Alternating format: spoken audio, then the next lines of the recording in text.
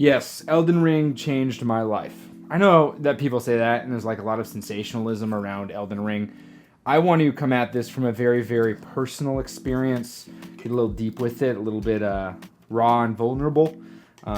We do that here from time to time. Not too crazy, but that's the way it is. Just full disclosure, there's going to be no B-roll. It's going to be one continuous shot, no editing. There'll be a little bit of cuts, taking out slurps from coffee, but that is it. So if you're looking for B-roll of gameplay, I got none for you, and I'm not going to include any because this is more about the conversation. So you can just set this video going and just listen to it if you'd like, or listen to the podcast version of this because I do have a podcast version of this video. So the first thing is I played through the whole game itself. I didn't complete every aspect of the game because the game is very large. There's a lot you can do in the game. I played through 49 hours worth of the game and finished at 49:45, so almost 50 hours. Defeated the last boss, which is called the Elden Beast. It was a very, very crazy experience. So I'll start from the beginning. This is going to be heavily allegorized, or if that's even a word, relating it to life in a lot of ways because I've learned so many life lessons along the way, which is crazy. Absolutely crazy. So buckle up, let's get at it. So first things first, a lot of the game itself has to do with you just exploring. It gets out of its own way. So from like a gaming perspective, it was a very welcomed experience. Let's actually figure out what we're drinking out of today. Let's go into the magical Mario dice. We're gonna go with 2, which is blue. Lit it, and we're good to go.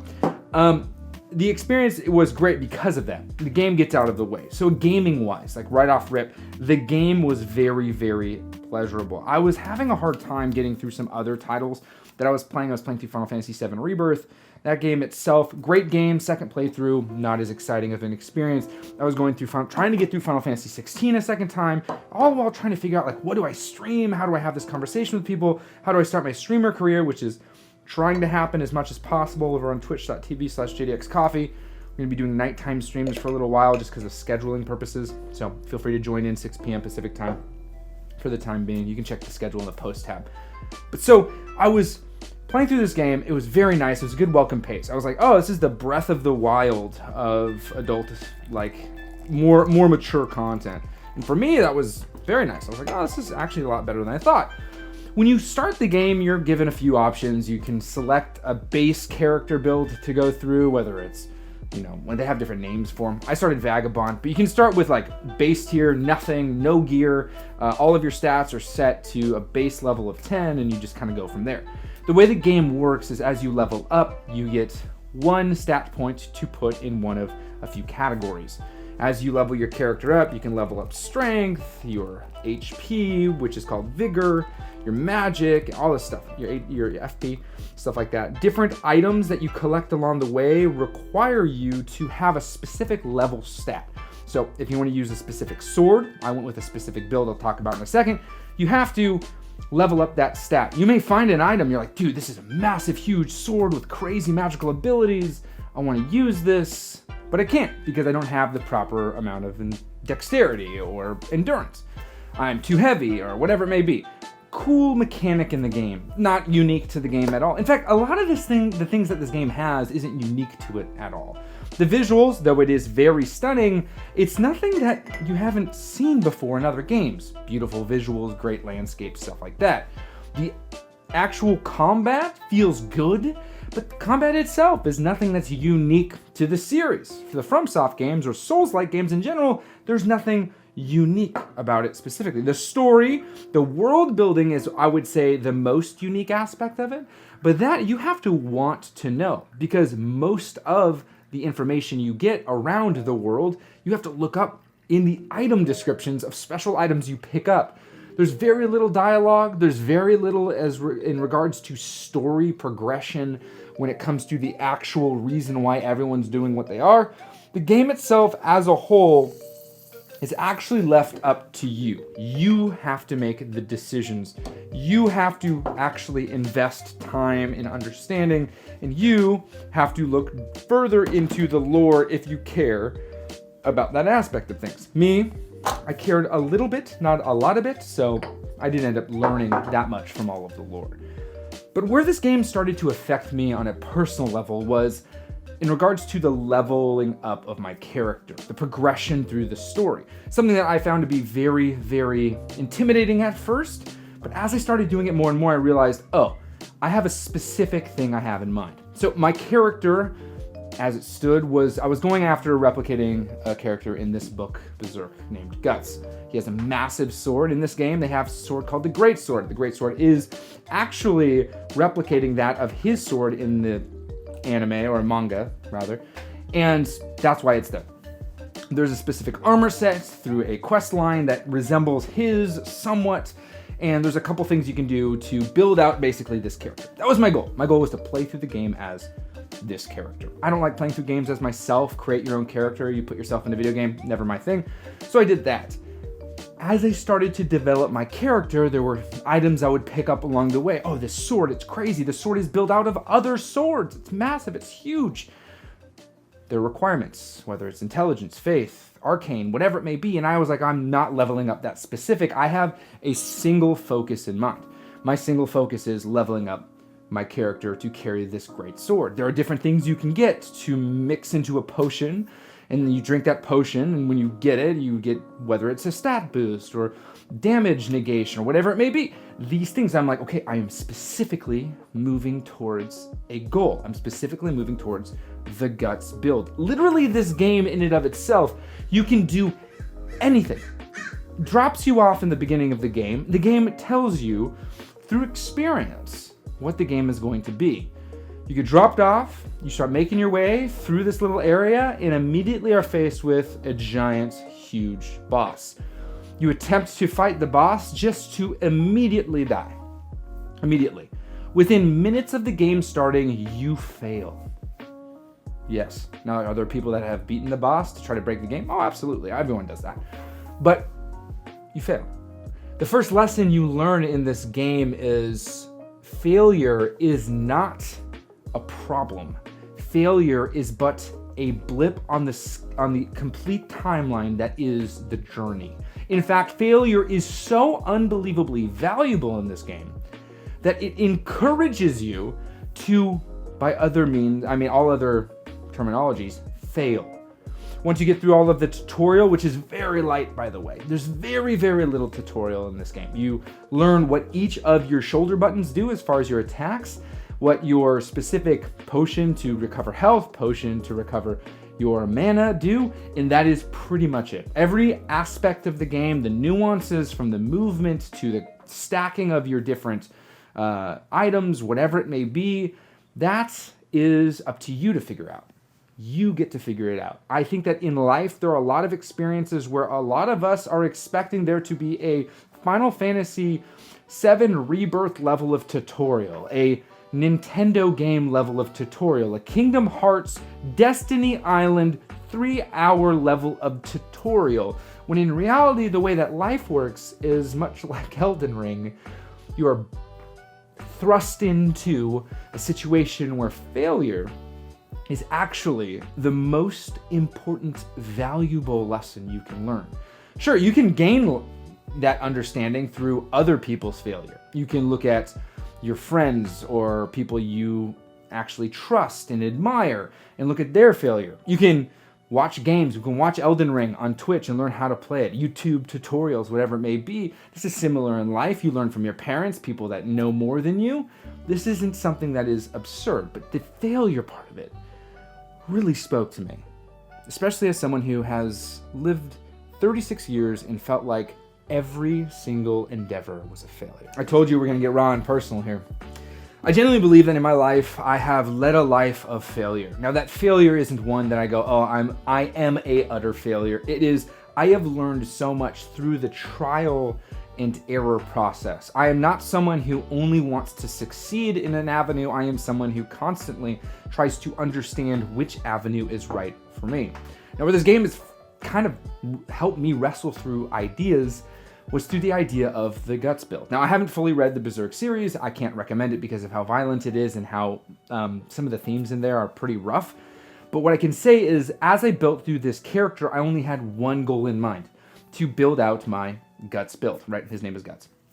that character was only going to be a strength build, was only going to level up HP, was going to get the minimum required skills to carry the weapon he carried, the minimum required endurance to fully run around and be agile in the minimum level of any other stat, while fully leveling up my HP, called Vigor, and my Strength. That is all that mattered to me.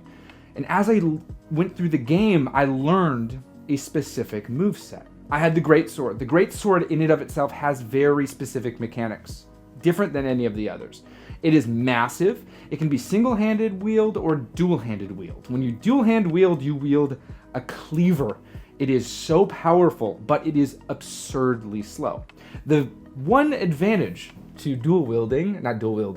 to dual-handing is, or two-handing, when you hit an enemy, oftentimes it'll interrupt any action they were going to have. Often. Not always, but often, which is called in this game staggering.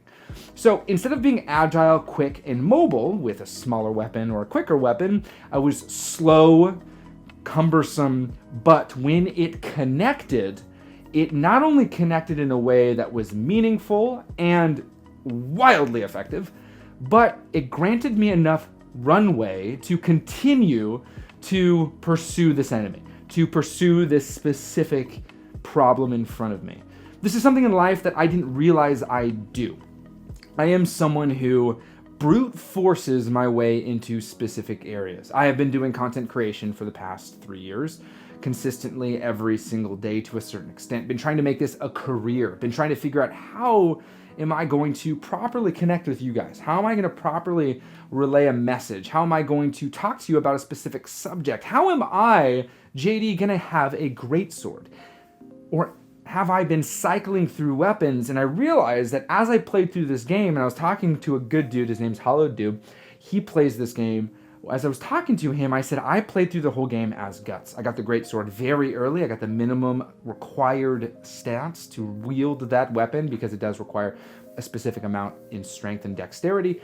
And in that, I learned how to play through the entirety of the game with this specific sword, going up against both slow enemies, fast enemies, big enemies, small enemies, giant mobs, and single mini-bosses. The game itself throws everything at you, and what it does is it doesn't tell you what is the best option. It doesn't tell you the move sets to use. It doesn't tell you what stat buff is the right buff. It doesn't tell you which enemy is affected by what element. It just says, here's a problem. How are you gonna do it? For me, I realized in playing this game, what became so intoxicating was the idea of understanding what the task was. The idea of looking at a specific problem and going, there are no solutions in front of me. None. I have to create a solution. The objective is to get to the other side. I can't run, though there are instances in which the game actually bakes in running. You're supposed to bypass mobs. You're supposed to sneak around. You're supposed to skip bosses. At the beginning of the game, there is a specific boss called the Tree Sentinel. This boss is a mini-boss, so to speak. It is given its own name. It is given a massive health bar that is at the bottom. When a boss has a name and a massive health bar at the bottom, it is a boss of consequence, I would say. When it has a little health bar at the top and there's no specific name to it, it is a boss or a enemy, a larger enemy, one might even say. The Tree Sentinel is a boss that is intentionally placed in the starting area for individuals to be like, I'm gonna go and get it, and literally get demolished. Now, I, of course, had to beat it, and I ended up, after probably 3 or 4 dozen attempts, did indeed beat it. But what that boss is there to teach you is a very specific lesson. One is, are you someone who has pride? If you do have pride, let's squash that immediately. Let's teach you that pride is not going to get you anywhere. Pride is, I'm going to do this, I can do this, I'm just starting, I'll get it right away. And if you think that, you fail. Next is, okay, now that we've taught you that pride is useless, are you willing to learn? Because you will absolutely be able to conquer this problem or defeat this issue or whatever it may be, but you have to be willing to learn. And so then you persist and start to learn the moveset. Lastly, the lesson is, are you willing to put in time? Because if you can squash your pride, if you're willing to learn something and then put the time in, there will be a result that is desirable. In that specific order, you are able to conquer the enemy. You put aside your pride and understand, okay, maybe bum rushing this guy and slamming it as hard as I can, as fast as I can, isn't the right move. Let's learn the move set. When does it do what? How can I move to get around it? Okay, cool. Now that I've learned that, which is only able to be done if you die. You are not able to learn the moveset if you don't learn the mistakes that you need to avoid. That's the thing with this game, is the game doesn't go, let me teach you how to do it. Like Final Fantasy 16, a little bright light will show up, and then that's when you're supposed to counter. It tells you when to counter. And so you can learn the moveset by just going, oh, it's going to show me when to counter. This game doesn't do that. What it does is it goes, you need to learn how to counter. You need to learn how to dodge. You need to learn that running back is less effective than running in. A mechanic that makes no sense. There is a specific moveset, moving type of way, the way you move, I don't know, whatever, I'm trying to say something. In these games where you roll into the enemy. In most games you'd be like, well, I don't want to get closer to the enemy, it'll kill me. But there is a specific moment called an iframe where your character will actually be invulnerable for a brief moment. Those timing, that mechanism which is baked into the FromSoft games is a way for you to learn how to squash the pride, calm down, and face your fear. The fear being what's in front of you. You are to run to the problem, not away from the problem. That is a wild lesson. How many times in your life have you seen a problem and you think to yourself, you know what? It's not worth it. I'm going to run away from that problem. I don't know why I picked up the Ultra Ball. It just felt like it was calling to me. Shout out to my buddy Steven who bought me the Ultra Ball. Why didn't he buy me the Master Ball, you ask? So contemptuously? Because the Ultra Ball means far more to me than the Master Ball. The reason is in my very, very first ever playthrough of any of my Pokemon games, Pokemon Blue, I caught Mewtwo in the Ultra Ball. Not the Master Ball, the Ultra Ball. That for me I will never forget. So the Ultra Ball has always been my favorite. As I'm saying, the game itself teaches you to run to the problem. Attack the problem. Something in CrossFit I love is you attack your weaknesses. I'm bad at handstand push-ups, so what do I do for the next 6 months? Spend every waking moment upside down, pressing. I'm bad at squatting, so what do? I get underneath weight, and I squat, I squat, I squat. My flexibility sucks, so what do? I continue to stretch and mobilize so that I have better flexibility. This idea of running to a problem is an incredible learning thing for me. I'm someone who has recently been diagnosed, by recently I mean this year, or within the past 6 months, with ADHD. It makes sense. I was self-diagnosing my behavior as flippant, as unfocused, unmotivated, a lot of different things. And I realized that a lot of it stems from a specific imbalance I may have with ADHD. Now with ADHD, there are multiple ways to attack the knowledge that you have ADHD. There is the one that a lot of people do, which is nothing. There is another one that a lot of people do, which is medicate, because there are some tools out there through medication that you can take to help you with your brain and all that stuff. There's another thing that people do, which is behavioral therapy, and then there is another thing, which is, just lifestyle changes. There are plenty of options out there for someone with ADHD to tackle it, and for me, I've decided to go with a more holistic approach. Behavioral therapy, specific changes in my environment, as well as my diet, and different things, and also journaling, understanding my thought process. Because it's easier for me to understand what I did by looking back on what has been done, which is pretty much my whole life. Now, where Elden Ring has come in and significantly helped me not only in confidence, but also in understanding myself and what I want to do, is it helped me understand the idea of how I progressed through that life. I started with that one character, and along the way I picked up well over 6-7 dozen other weapons, a dozen of which were very powerful. Every time you defeat one of the main bosses, and there are some main bosses that you have to encounter to progress through each area, though the story itself is left up to kind of you, which is a beautiful feeling, very similar to Breath of the Wild. You can pick your bosses in different orders. There's full enemy lists. Oh gosh, I almost lost it there. There are full enemy lists that you completely miss. One of the most iconic enemies, Melina, she is this like crazy sword swinging, insane, awesome warrior. She's like the poster child of Elden Ring. You actually don't even face her in the main story. To get to her, it is a tremendous challenge. And then to face her is a completely other situation in and of itself. The game itself progresses by your hand. And for me, I decided with my playthrough to stick to a specific character and master the ability to wield this sword, to go up against foes that were quick and understand that I am not. I didn't bring in summons or other characters, which is a thing you can do. I soloed the game to the best of my ability. There were some instances in which I leveled up some of these summons, these additional characters you can bring in to help you, but for the most part, unless it was baked into the mechanics of the battle, I unknowingly, it was more ignorance than choice, did it by myself. And it was because of the extreme difficulty, the persistence, and the understanding that all it takes to succeed is persistence and understanding and learning. The game itself made itself a foundational experience for me to help reprogram my brain to understand that the issues that I face in content creation, which is one of the biggest roadblocks in my own mental health and family life, is simply understanding that it takes time, it takes understanding, and it takes persistence in an avenue to create success.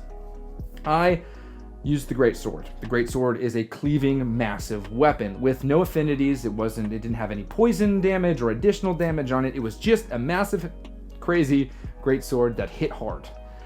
That is not the best item to use when going up against specific enemies. For me, it took a long time to understand that when it went into mobs. There were certain mobs that I went into that were very challenging. Different kinds of things that were not so they were so challenging that it blew my mind that I could defeat a demigod, but not 18 rats.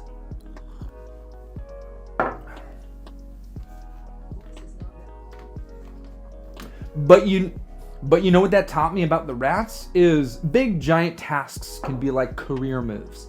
Having a child, whatever it may be, these massive godlike undertakings, right? And by God, I mean little g, not big G, because you can't take on the big man upstairs, just ain't gonna happen. These little g godlike experiences, these pillars of fire in your life, that's what these bosses are. But you defeat them, you get them, just to the next day be demolished by these mundane little creatures in rapid succession.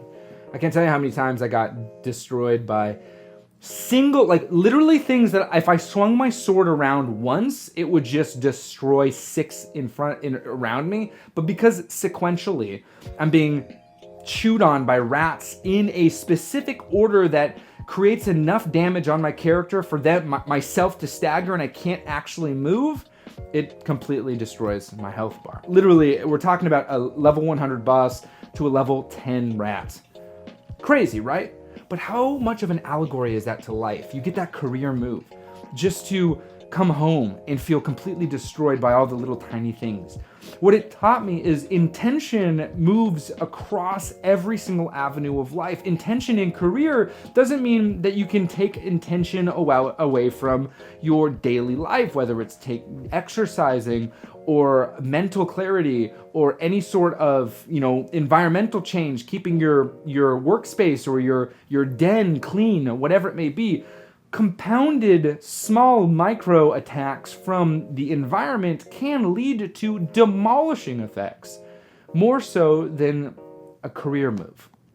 This is something that was massive to me.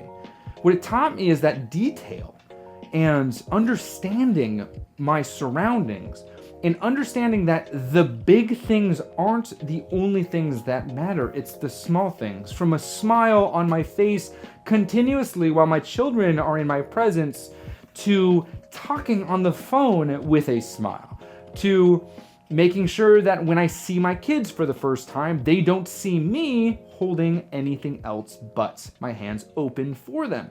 I'm not on a phone. I don't have something else in my hand that would mean that it is more important than they are. So that they learn these lessons early on, that their father is not only there for them, but is present in that moment always. So that my 1.5-year-old, my daughter, already learned this terrible lesson. When I was upset one point, just really frustrated, she went and looked for my phone to hand to me, which broke my heart. She thought, this thing's going to make him happy because he seems to be on it all the time. My son, I don't want him to know that lesson. I don't want him to understand what the phone is. So I've done a small little side hack. I created a profile on my phone that literally only my wife and my in-laws, when they text or call, that's the only thing that comes through notification. Everything else is do not disturb. I have to intentionally go to my phone to check it for things. I can't tell you how much mental clarity I got back. My phone doesn't tell me anything. I can look at it right now and there's 0 notifications. None. Because my phone's on do not disturb, which means no notifications are going to come through. There's nothing distracting or pulling me away. This is something I learned from my playthrough with Elden Ring, which is the details matter. The smallest tiny things are what can completely decimate you. Because when you go into a boss fight, you know what you're facing. Extreme adversity, extreme challenges. When I take on content creation, I understand that it's not that will get you. Though it can be tough and you can bash your head up against the wall until you beat it, and then you beat it and you're good. It's when you leave and you're in the sewers and you get destroyed by rats. They're not even a boss. They don't even have a name. They're hidden. They're inconsequential. And when you destroy them and defeat them, the amount of experience you get, which are called runes in the game, are so insignificant, it can't even help you progress your character. That's how the game teaches you. It teaches you that intention, understanding, maintaining humility, but most of all, understanding that failure is the best lesson teacher. This for me was massive. I have looked at my content creation career and I've seen a very fickle man, a very flippant man, an extremely conflicted man, a very hurt man, a very undecided, self-conscious man. But that's the wrong way to look at it. What I try to look at now is I see someone who has been experimenting heavily, understanding that there are so many different ways to do this, that it takes understanding what works for you. And that is every aspect of life. It's been a powerful, powerful experience, so much so that it has helped me release myself from feeling like an utter failure. It has helped me understand that failure is absolutely necessary, and I am not a failure. Rather, I am someone who uses failure to learn. That is powerful to me, because it means that I can't do wrong. It means that I can only succeed or learn. That is incredible. Absolutely incredible. Now, consequence does come with decision making, regardless of whether it's a good consequence or bad consequence. It doesn't matter.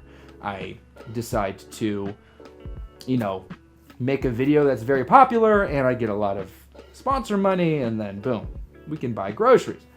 But that virality translates to something that is not realistic, because that is not who I am as a person. Therefore, for the remainder of the month or months to come, I lose market share and I completely devalidate or completely become irrelevant, because that thing that I chose to do was actually not going to align with who I am personally.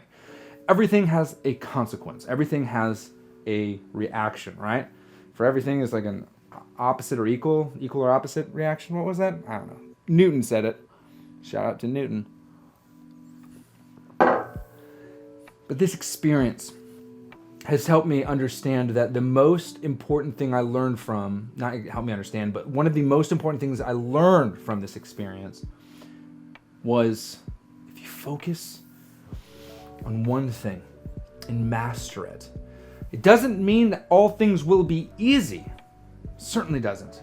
What it does mean, though, is you will understand how to approach all things through the limitations of the specific build you have to the capabilities of that, you will understand that you can go up against 4 enemies faced in front of you, swing the sword all the way around so it comes back and hits the last one as long as you're close enough.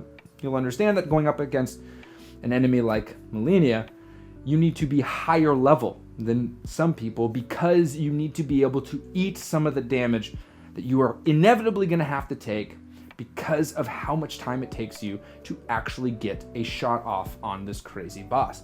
You'll understand that when it comes to a massive, huge giant, it is better for you to hit a couple times and run away just with brute force than to use a quicker weapon that after you hit a bunch of times, you can do additional damage through the bleed mechanic.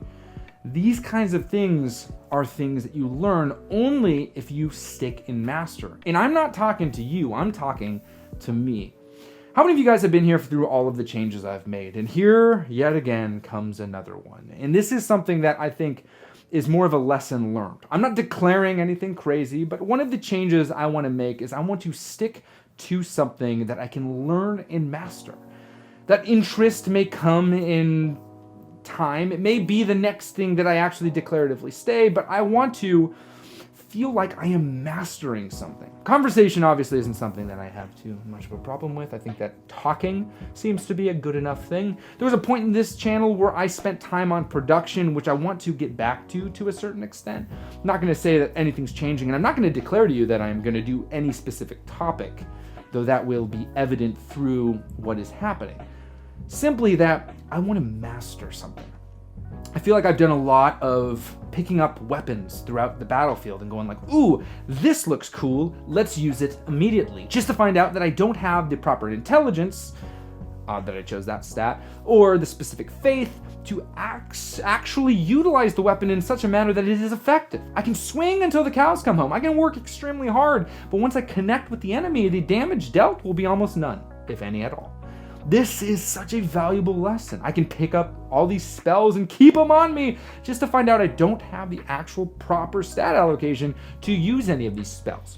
This is something that happens when you defeat a boss. You get their remembrance, and with that remembrance, you have the ability to use their weapon in some cases or their magical ability in others.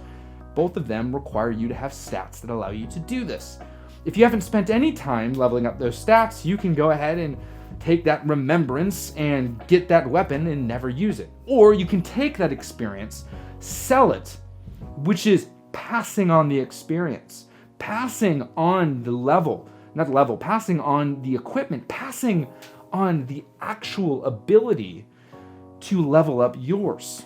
I equate that in life to looking at special shiny objects and being like, ooh, this would be fun to create content around, but then realizing that in and of itself, I am not best equipped for. This is such a foundational thing that I wish I would have learned earlier. This is a life lesson that not everything you encounter in life is yours to embody. Rather, everything you encounter in life is yours to get inspired by, right? This is huge because that means that you can take that experience, that career move, that huge thing and go, okay, I have this opportunity to move up in this specific company. But my goal was never to be a C-level. I never wanted to be in the finance department. I got my foot in the door here so that I could transfer over to an entry-level position designer, and then from there move up that way. That is understanding the build you have. And sometimes what that means is it takes you more time. It takes more grinding. It takes a little bit more things. You go up against a boss and be like, I am not well equipped for this. So what do? You step back, you humble yourself, and you go, I'm not going to sit here and waste hours of my time. I'm rather going to go back, figure out what's going to help me the best, become better equipped, spend the same amount of time I would just failing repeatedly, progressing myself personally. Then come back to this better equipped, with more experience, but most of all, ready to actually take on something that I'm best suited for. Man, how powerful of a statement. This game didn't teach me that working hard pays off. CrossFit taught me that. This game didn't teach me that you should have a connection with some sort of higher power, because I already knew that.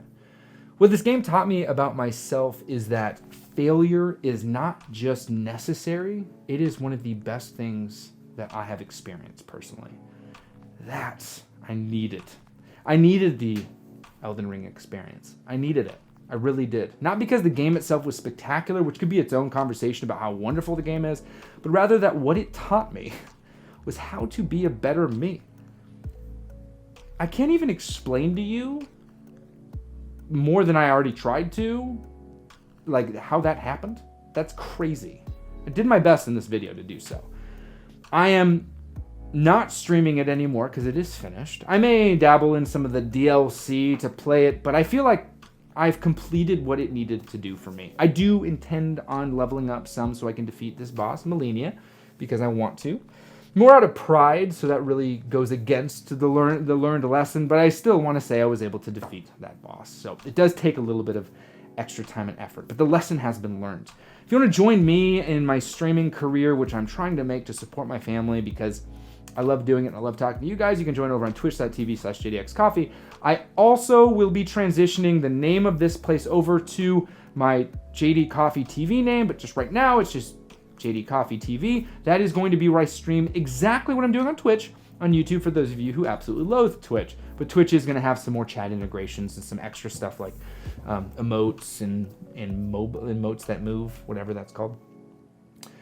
I really can't stress enough how much this experience has changed me as an individual. And that is something that, or I can't not stress because it's not really stressful, but you understand what I'm saying. That is something that I will hold on to forever. I can only hope and pray that this experience will continue to be fresh in my heart and in my mind as I pursue this next huge endeavor, right? And this next endeavor is just focusing. That's all it is. There's no change that you know about because you won't know until you link together a natural thread and you'll understand, here's JD's greatsword. I see it now. Because right now, I think that I've been swinging some weapons around, just seeing what connects and not learning how to master the one that is best suited for me. So I'm excited to see what that is. I know what it is in my heart, but I'm not telling you guys. You guys will just have to figure it out on your own. That being said, I want to know in the chat, did you have this experience too? And by chat, I mean comment section, because this isn't live. This is actually its own recorded thing. If you did, I'd love to hear about it. Please join me over on twitch.tv/jdxcoffee, 6 p.m. Monday, Wednesday, Friday, right now. By right now, I mean like as close to this video as possible. That seems to be the best possible time for me and what I do, so let's hope for that. All right, this is awesome. This is long-winded. It's great. Thanks, Mario, and thanks to everybody who's here in this room right now, which is just me. I'm a crazy person talking to myself. Awesome. All right, play more. Be kind. See ya.